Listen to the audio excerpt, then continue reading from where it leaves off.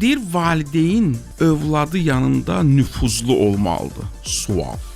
Nüfuzlu olmaq nə deməkdir? Yəni, əzazil olmalıdır. Xeyr, əzizim. Əzazil valideynlərin nüfuzu yoxdur ümumiyyətlə.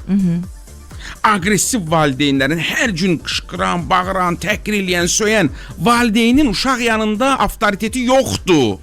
Nüfuzu yoxdur. Bəs nüfuz, avtoritet necə hasil olacaq? Cavab. Bir əsas yolu budur. Uşaq görsə ki, ata ədalətlidir. Uşaqlar arasında fərq qoymur. Bəli. Diskriminasiya eləmir, ayrı-seçkilik eləmir.